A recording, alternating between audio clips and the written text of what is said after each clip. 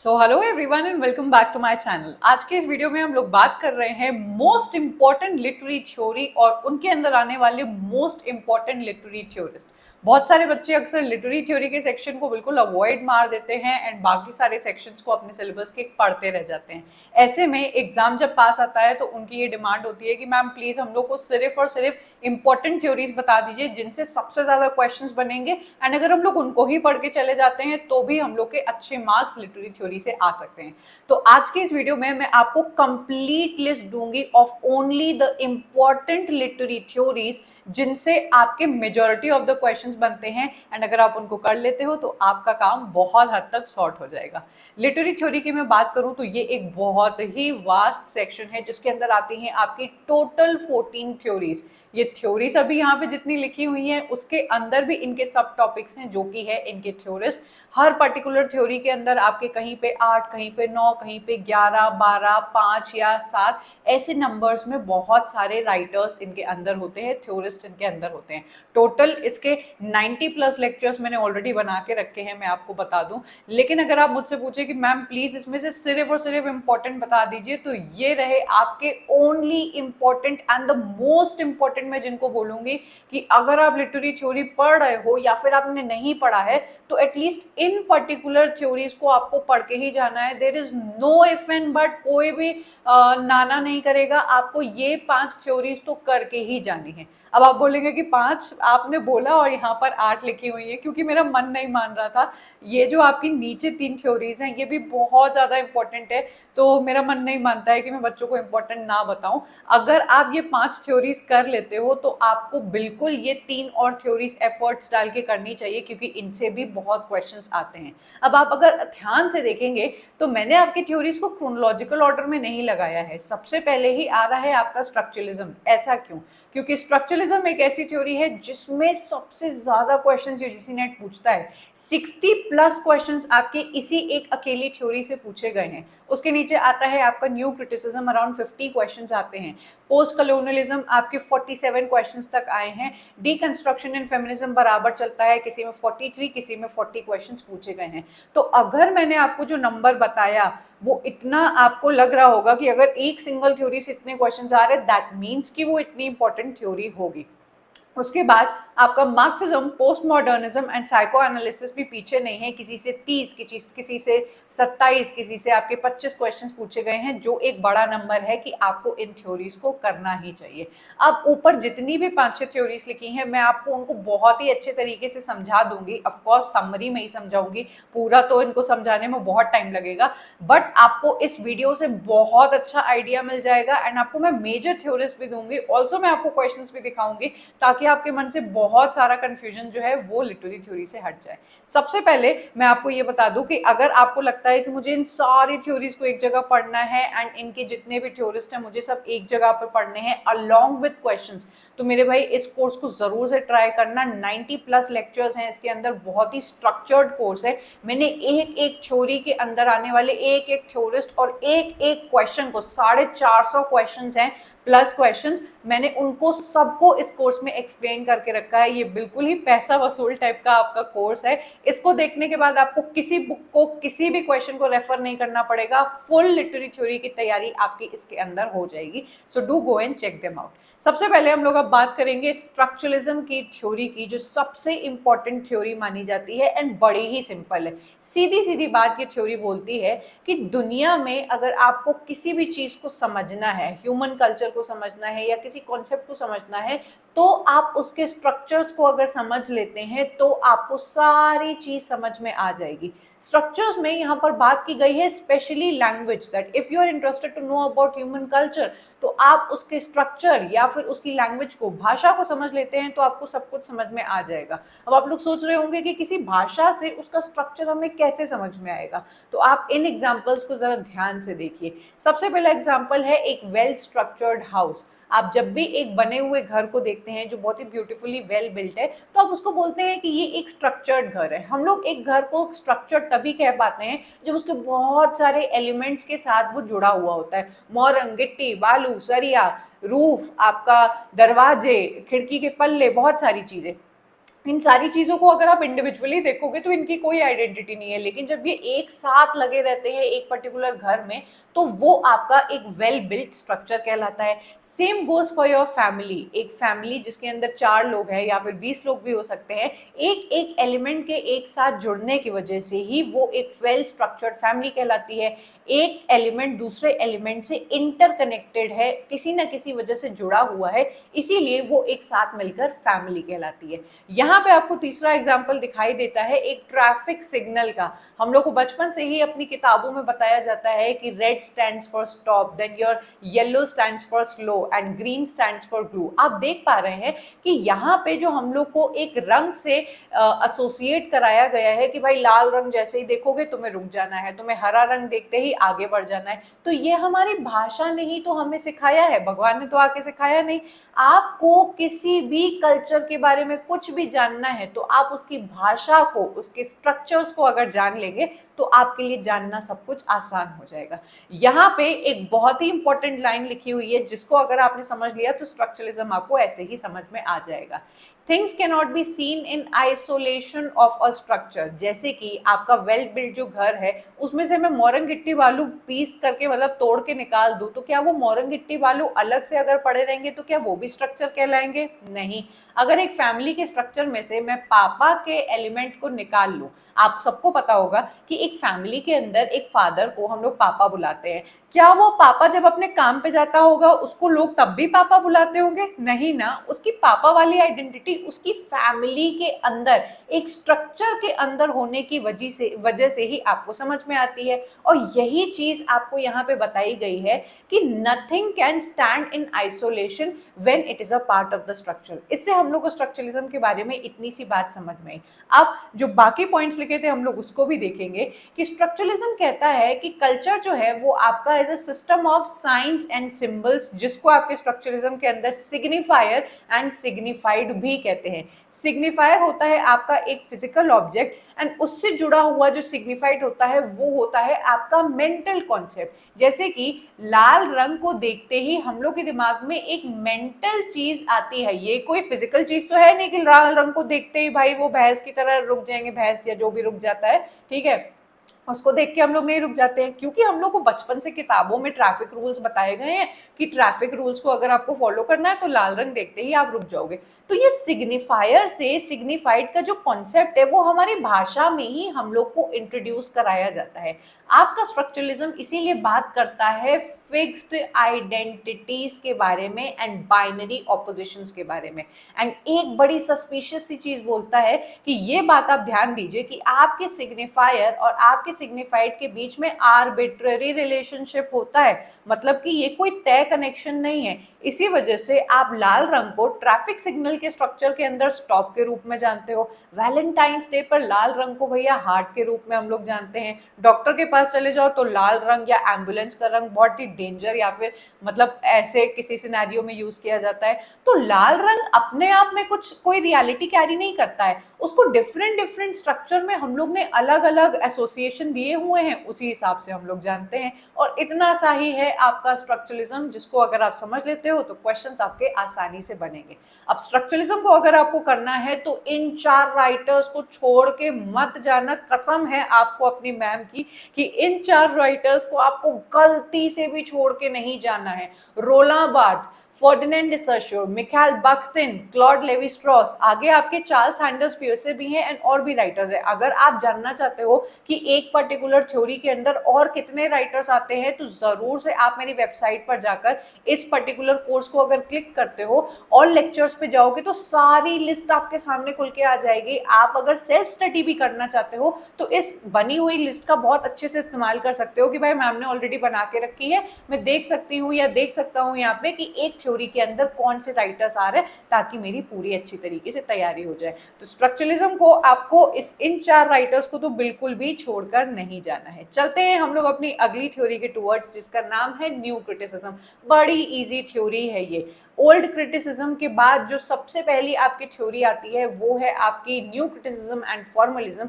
ये लोग सीधी सी बात ये कहते हैं कि हमें भैया ऑथर के जीवन से कोई लेना देना नहीं है, उसके historical, biographical, societal, cultural background से कोई लेना देना नहीं है, उसने क्या इंटेंशन के थ्रू इस वर्क को लिखा होगा उससे भी हमें कोई लेना देना नहीं है। We are just concern on the close reading of the text. आपके सामने कोई अगर टेक्स्ट है, कोई पोइट्री है, तो आप उसके शब्दों में क्या लिखा है उसको पढ़ेंगे और उसके मतलब से बिल्कुल अपना मतलब रखेंगे। ये नहीं कि ऑथर का ब्रेकअप हुआ था तभी उसने ये गाना या पोएम लिखी है, ऑथर की मम्मी ने उसको मारा था तब जाके उसने ये नॉवल लिखी है। आपको इन सारी बातों से मतलब नहीं होना चाहिए। हम लोग के परिवारों में जब शादियां होती हैं तो पुराने जमाने के जो लोग होते हैं, ट्रेडिशनल लोग होते हैं, वो लड़के के खानदान के बारे में पता लगाते हैं कि अच्छा बाप क्या करता है, इसका चाचा क्या करता है, माँ कौन से गोत्र या आपके फैमिली को बिलोंग करती है, देन आपके इनके ताया जी क्या करते हैं। मतलब वो लोग सारे कनेक्शन बिठाने की कोशिश करते हैं। ये बिल्कुल आपका ओल्ड क्रिटिसिज्म का पार्ट हुआ।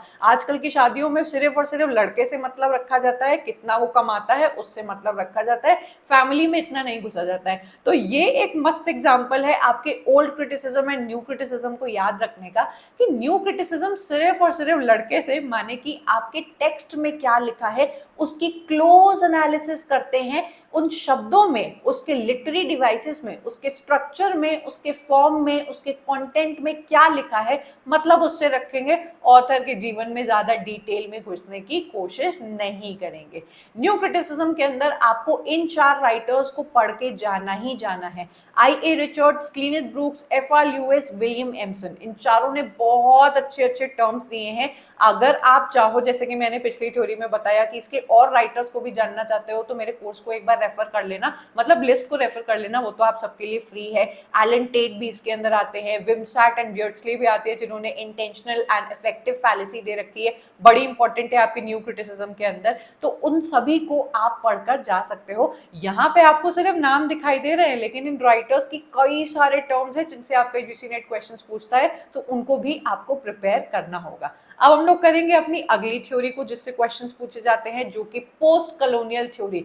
इस बार का जो रीसेंट एग्जाम है ना 2023 का, उन दोनों को उठा के, दोनों शिफ्ट को उठाकर देख लेना, आपको दिखाई देगा कि कैसे पोस्ट कॉलोनियल थ्योरी से इस बार बड़े क्वेश्चंस हम लोग को देखने को मिले। मैंने इसकी फुल एनालिसिस भी करके रखी है लिटरेरी थ्योरी वाले 2023 के एनालिसिस वीडियो में, आप चाहो तो उसको भी रेफर कर सकते हो। मैंने आपको दिखाया है कि कितने सारे क्वेश्चंस आपके पोस्ट कॉलोनियल थ्योरी से पूछे गए हैं, तो ये थ्योरी आपके लिए बड़ी इंपॉर्टेंट हो जाती है। अब ये थ्योरी बोलती क्या है, बहुत आसान है। कॉलोनियलिज्म का मतलब ये है कि जहां पर ब्रिटिशर्स हमारे ऊपर कॉलोनीज और रूल बनाने के लिए हमारे देश में आए थे ना, तो हमारे देश में आने के बाद उन्होंने स्टार्टिंग में तो बोला कि भैया हम लोग तो सिर्फ ईस्ट इंडिया कंपनी के तहत थोड़ा सा व्यापार करना चाहते हैं, लेकिन व्यापार के साथ ही साथ हमारे देश में घुसा है, एक्सप्लॉइट किया हम लोग को, एंड एक्सप्लॉइट करने के साथ ही साथ हम ही लोग को उल्टा गलत बताया कि तुम लोग तो गवार हो, तुम लोग तो मतलब गलत कपड़े पहनते हो, तुम लोग तो धूल मिट्टी में रहते हो। मतलब हम लोग की सारी बुराइयां करते हुए पूरी दुनिया को बताया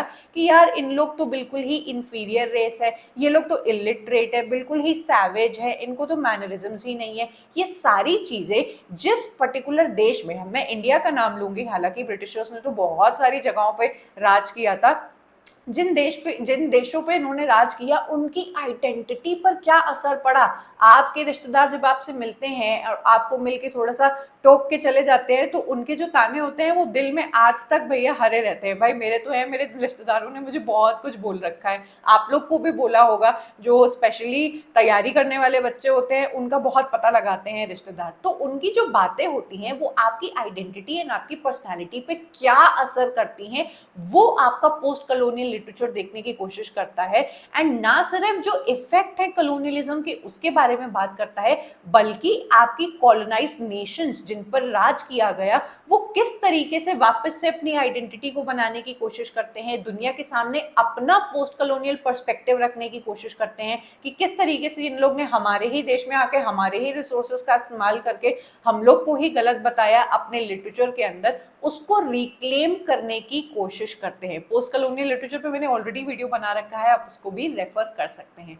पोस्ट कॉलोनियल लिटरेचर के अंदर आपका Edward Said, Homi K Bhabha, Gayatri Chakravorty Spivak and Frantz Fanon 4 most important writers हैं। इनसे आपको हमेशा क्वेश्चंस देखने को मिलेंगे। अगेन इस थ्योरी में और भी बहुत सारे राइटर्स हैं, आप जरूर से मेरी लिस्ट को जरूर से क्या करिएगा, रेफर करिएगा। लास्ट में नहीं, ये है आपकी फोर्थ थ्योरी जो कि है डीकंस्ट्रक्शन। अब आपके स्ट्रक्चरलिज्म के तुरंत बाद आती है ये थ्योरी जिसका नाम है डीकंस्ट्रक्शन। ये बिल्कुल ही स्ट्रक्चरलिज्म को पसंद नहीं करती है, इसीलिए इस थ्योरी का नाम post structuralist theory slash deconstruction है। वहां पे मैंने आपको बताया ना कि वो लोग फिक्स्ड आइडेंटिटीज के बारे में बात करते हैं, एक सिग्निफायर और एक सिग्निफाइड के बारे में बात करते हैं। ये लोग इस बात का बिल्कुल विरोध करते हैं कि भैया आपका जो रेड कलर है वो सिर्फ आपका स्टॉप सिग्नल नहीं दिखाता है, वो प्यार भी दिखाता है, वो डेंजर भी दिखाता है, वो खून भी दिखाता है, वो बहुत सारी चीजें दिखा सकता है। इससे हम लोग को समझ में आया कि एक पर्टिकुलर सिग्निफायर या साइन के कई सारे मीनिंग हो सकते हैं। बचपन में हम लोग ने हिंदी में पर्यायवाची पढ़े हैं, सिनोनिम्स पढ़े हैं, हम लोग ने इंग्लिश के अंदर जहाँ पे हम लोग को हिंदी में लर्न करके जाने होते थे कि पानी को किस किस तरीकों से बोलते हैं। तो जल भी होता है, नीर भी होता है, अंबु भी होता है, और भी बहुत सारे नाम होते हैं, ठीक है। तो इससे हम लोग को क्या समझ में आया कि किसी भी एक शब्द का एक फिक्स्ड मीनिंग नहीं होता है। डीकंस्ट्रक्शन थ्योरी सबसे पहले तो पीछे पड़े हैं, फिक्स्ड मीनिंग्स को चैलेंज करते हैं एंड बोलते हैं कि फिक्स्ड मीनिंग टाइप की कोई चीज नहीं होती है। यहाँ पे आपकी जो लैंग्वेज होती है, जो भाषा होती है, वो अनस्टेबल होती है एंड कॉन्स्टेंटली वो शिफ्ट करती रहती है। अगर मैं बोलती हूँ पानी, तो किसी के लिए पानी होगा भाई नल का पानी, किसी के लिए पानी होगा आरओ वाला पानी, किसी के लिए पानी होगा मिनरल वाटर। तो हर इंसान के लिए एक पर्टिकुलर साइन को लेके अलग अलग मतलब हैं, जिससे हम लोग को ये पता लगता है कि स्ट्रक्चरलिज्म जो है वो बिल्कुल गलत है और फिक्स्ड आइडेंटिटीज नहीं होती हैं आपकी इस दुनिया में। बहुत सारे ऑपोजिशंस होते हैं, इसीलिए कहा जाता है कि एक नॉवल का कोई भी एक फिक्स्ड मीनिंग नहीं होते हैं, जितने आपके रीडर्स होते हैं वो अलग अलग मतलब निकाल सकते हैं। डीकंस्ट्रक्शन थ्योरी के अंदर देखो राइटर्स तो हैं, लेकिन अगर आप इंपॉर्टेंट पूछेंगे तो Michel Foucault and Jacques Derrida छोड़ के नहीं जाना, फिर से आपको मैम की कसम है, क्योंकि ये इतने इंपॉर्टेंट राइटर्स हैं। आप कोई भी पेपर उठा के देख लीजिए, आपको इन दोनों राइटर्स से एक ना एक क्वेश्चन तो देखने को मिलेगा ही मिलेगा। आजकल के एग्जाम उठा के देखोगे तो 4-5 क्वेश्चन रिपीटेड दिख जाएंगे। तो इससे हम लोग को समझ में आता है कि इनको छोड़कर नहीं जाना है, ठीक है। लास्ट में हम लोग बात करेंगे फेमिनिज्म थ्योरी की, जो कि बड़ी इंपॉर्टेंट थ्योरी है एंड बड़ी इजीली समझ में आती है।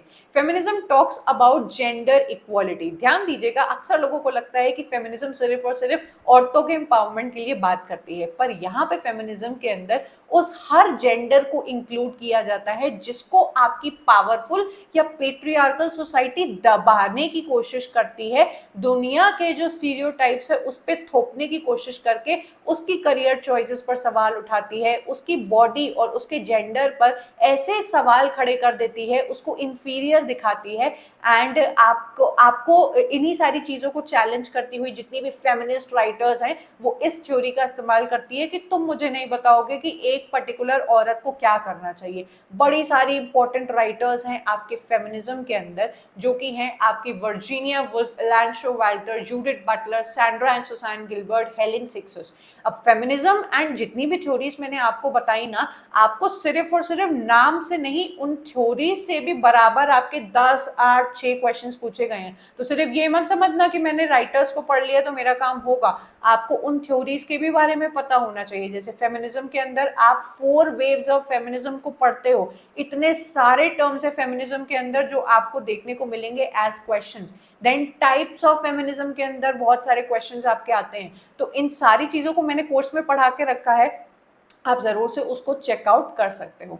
लास्ट में हम लोग बात करेंगे मार्क्सिज्म की। ये मेरी फेवरेट थ्योरी है। अक्सर आपको लोग इस थ्योरी का नाम लेकर बहुत डराएंगे और कहेंगे कि यार ये तो बड़ी कठिन थ्योरी है, लेकिन मुझे ये थ्योरी सबसे ज्यादा आसान लगती है। मार्क्सिस्ट जो आपकी थ्योरी है, it is the class conflict between the bourgeois and the proletariat. Bourgeois है आपकी अमीर क्लास, आपकी capitalist and the merchant class society, and आपके प्रोलेटेरिएट हैं जो इनकी ही इंडस्ट्रीज, इनकी ही फैक्ट्रीज और इनके ही प्लांट पर जाकर काम करते हैं, लेबर क्लास और वर्किंग क्लास। ये जो आपकी थ्योरी है ना, वो देखने की कोशिश करती है कि ये लेबर जो आपके बुर्जुआ सोसाइटी, क्या प्रोलेटेरिएट जो बुर्जुआ सोसाइटी की ही आपके फैक्ट्रीज में काम करने जा रहा है, वो आपका सिर्फ बुर्जुआ अमीर पे अमीर होता चला जा रहा है और आपका प्रोलेटेरिएट गरीब का गरीब। ये जो गैप है इनइक्वालिटी का, ये बढ़ता ही चला जा रहा है। गरीब कभी एक हायर स्टेटस पे आ ही नहीं पा रहा है। क्यों ऐसा है कि गरीब मेहनत ज्यादा करता है एंड इसी की ही मेहनत का फायदा उठाता है आपका प्रोलेटेरिएट।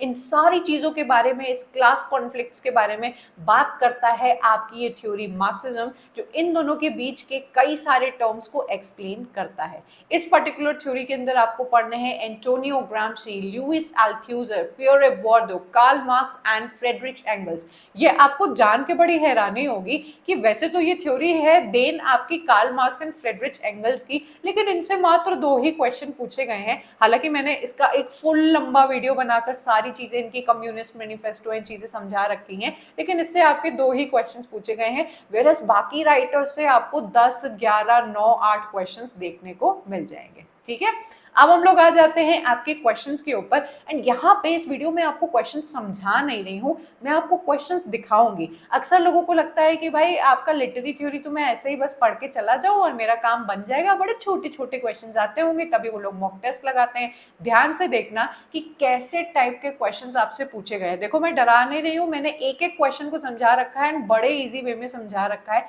बस मैं आपको शो कर रही हूँ। रियलिटी चेक होना चाहिए ये वीडियो, क्योंकि अक्सर मैंने इंटरनेट पर देखा है कि कोई आपको क्वेश्चंस नहीं दिखाता है, सब आपको बस मीठी मीठी दुनिया दिखाते हैं कि अरे तुमने मेरा कोर्स ले लिया तो तुम्हारा तो काम बन जाएगा। लेकिन आपको कोर्स के साथ साथ इन क्वेश्चंस को भी समझना पड़ेगा, जो आपको कोई नहीं समझाता है। आप इन क्वेश्चंस को देखिए, आपसे मेन कोर थ्योरी से सवाल पूछे गए हैं, तो अगर आपने थ्योरीज को पढ़ा है तभी आप इन सवालों को कर सकते हैं। मार्क्सिज्म से आपके असर्शन एंड रीजन क्वेश्चंस देखने को मिलेंगे। देन फेमिनिस्ट क्रिटिसिज्म क्या क्या कहने की कोशिश करता है कि आपकी जिन फीमेल राइटर्स को पूरी तरीके से लिटरेचर में इग्नोर कर दिया गया है, उसको रिक्लेम करने की कोशिश करता है। देन रिजेक्ट करता है आपका essentialization of the sex which is your male and the female and gender stereotyping के बारे में ये बात करता है। फेमिनिज्म के ही अंदर कौन कौन से प्रैक्टिसेस एंड बिलीफ को बिल्कुल रिजेक्ट किया जाता है, तो वो आपका यहाँ पे दिखाया गया है कि किस तरीके से ट्रेडिशनल कैनन में, लिटरेचर के अंदर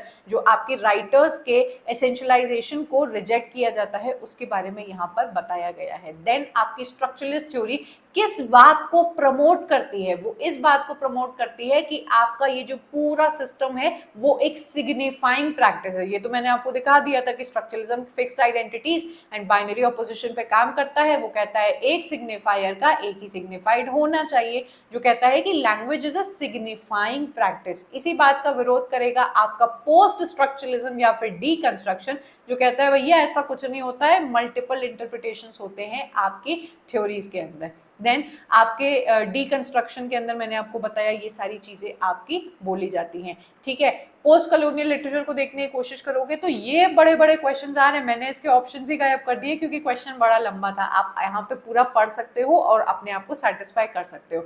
ये है मात्र कुछ क्वेश्चंस। अगर आप इन थ्योरीज के सिर्फ और सिर्फ क्वेश्चंस लगाना चाहते हो तो आप पीवाईक्यू टेस्ट सीरीज को जरूर से ट्राई करिए, जहाँ पे आपको year wise plus section wise भी क्वेश्चंस लगाने का ऑप्शन मिल जाता है।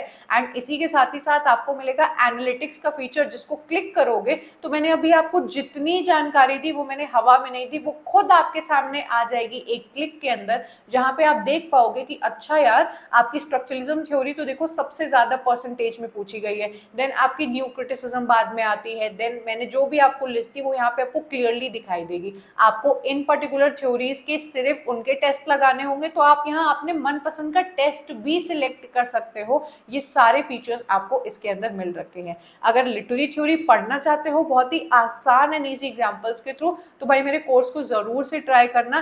ट्रस्ट में आप लोग रिग्रेट नहीं करोगे। फ्री डेमो क्लासेस भी दे रखी हैं कि पहले भैया आप अपने आप को सेटिस्फाई करें, तभी आप अपना कीमती पैसा इस पर लगाएं। ठीक है, मेरे बाकी कोर्सेज भी इसी वेबसाइट पर हैं, आप उसको ज़रूर से चेकआउट करें। मेरे फ्री जो कोर्सेज हैं, जैसे आज का आपको फ्री इतना मस्त वीडियो मिला, एंड ऐसे ही और भी मैंने कई सारे वीडियोस अपने फ्री के बच्चों के लिए बनाकर रखे हैं, तो बेटा उनका भी आप लोग ज़रूर से बेनिफिट उठाएं। मेरी कई सारी प्लेलिस्ट है, उनको चेकआउट किया करो, उनसे आप पढ़ सकते हो एंड हेल्प ले सकते हो। देन लास्ट में मेरे टेलीग्राम से तो आपको ज़रूर से जुड़ना चाहिए, क्योंकि यहाँ पे आपको मेरी सारी फ्री सर्विसेज मिलती हैं। आपको यहाँ पे मुझसे चैट करने का मौका मिलता है, मेरे इस ग्रुप के अंदर बड़े इंटेलिजेंट बच्चे हैं, उनकी बातें जानने का मौका मिलता है, एंड एक बहुत ही इंटेलेक्चुअल एंड अच्छा इन्वायरमेंट है हमारे टेलीग्राम के ग्रुप का, जहाँ पे आपको not only free polls, free services, free PYQs, free discussions मिलते हैं, और भी बहुत सारी चीज़ें आपको यहाँ पर मिल जाएंगी। तो ओवरऑल मेरा पूरा जो चैनल है, मेरी जितनी भी सर्विसेज है, वो पूरी तरीके से आप लोग के लिए डेडिकेटेड है कि मैं वो हर चीज़ आपके लिए कर पाऊँ जिससे आपकी लिटरेचर की जो जर्नी है वो आसान बन जाए। आपको अक्सर पढ़ाई के थ्रू लोग डराने की कोशिश करते हैं, एंड डर की ही वजह से आप लोग परेशान हो जाते हो या फिर उस चीज़ को एंजॉय नहीं करते हो। But I have thought on my channel कि मैं आपके लिए लिटरेचर की जर्नी को बहुत आसान बनाऊं, जिसके लिए मैं डेली मेहनत करती रहती हूँ। तो मुझे एक बार कमेंट करके ज़रूर बताना कि ये कटन थ्योरीज की आपको थोड़ी सी भी आसान लगती है मेरे पढ़ाने के बाद, एंड नेक्स्ट कौन से टॉपिक्स पे इसी तरीके की इंसाइटफुल वीडियोस आप लोग देखना चाहोगे। I am going to take your leave and I am going to meet you up next in get another video. Comment करना मत भूलना, I love to hear your voice. आप लोग जो भी मैसेजेस मुझे भेजते हो, मेरे लिए बहुत, मेरा दिन बना देते हैं आपके मैसेजेस, तो ज़रूर से उनको भेजना। I am going to take your leave and I am going to meet you up next in get another video. Up till then, bye and take care.